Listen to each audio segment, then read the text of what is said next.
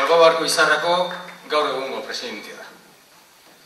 Bai, bueno, gauza gehienak esan daude, eskerrak eta gauza guzti horiek, bi gauzatxo, labur, bi alde batetik atzera begiratzen badugu, eta atzera begiratu dugu desente, oparoa, 50 urte oparoak izan direla, nabarmen da. Denok ikusi dugu zelako lorpenak egin ditugun 50 urte hauetan. Lorpen hori guzti horiek hola izateko jendetza, egon da hor ondoan ere, hori ere nabarmen dudamen ekitaldi honetan. Zema jende parte hartu duen lorpen hori lortzeko, ezta? Eta aldi berean, jendea elkarrekin egin dugu lan. Guk denok elkarrekin egon gara lanean, hau gauzatzeko. Berez, zorionak eta eskerrak behar dizkizuet denok hor egon zaretenok. Bazkide, zeren eta ez bazkide. Elgoibartar, ero ez elgoibartar. Guzti hori zorionak, bereziki, eta eskerrak.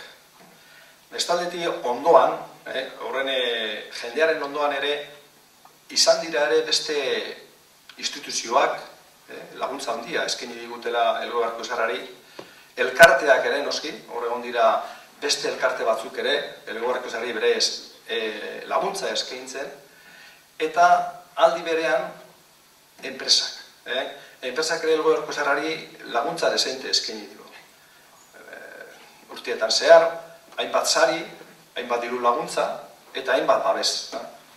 Orduan, guzti hori, eskerrak, zorionak, eta ezin gara iztu ere, orain dela 20 urte, Elgoibarko izarrak egin zuen aldaketa.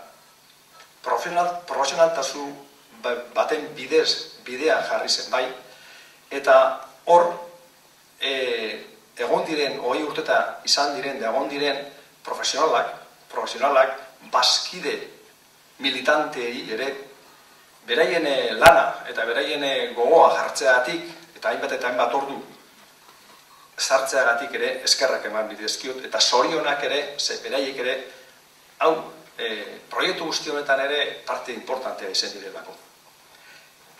Atzera begira egin ondoren, aurrera begiratu behar dugu, noski, eta hori da, gure gaur egun hemen bagaude ospatzen, atzerakoa da, baina noski aurrera begiratzea ere komendi zaigu. Komendi bakarrik ez, derrigortuta gaude, ezta? Orduan, aurrera begiratzerakoan, Elgoibarko izarraren zeregina, Elgoibarko zeregina da, Elgoibar euskaldunagoa egitea buratzen zait. Hori dakat, barruan sartuta eta hori dak nire, bultzatu behar dugun, aurrera eman behar dugun gaia, ezta? Elgoibar euskaldunagoa izatea. Eta, orain dela 50 urte egunean bazauden, gaur eguneratutako helburua da, eguneratutako zeregina da. Gaur ere ezin dugu helburu hori alde batera laga. Orduan, helburu hori lortzeko jadanik hasi garaia, gogoeta prozesu sakon baten. Hau da, aztertzen ari gara Elgoibarko izarrak etorkizunean zer egin dezaken Elgoibar eskaldunagoa egiteko.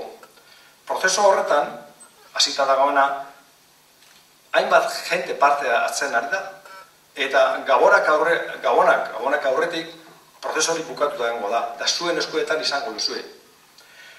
Horrek, prozesu horren parte hartzen ari genero, parte nahi dutenak parte hartu, Elgoibar zerra hurbilduta, aukera izango dute prozesu horretan, gogo eta prozesu horretan parte hartzeko.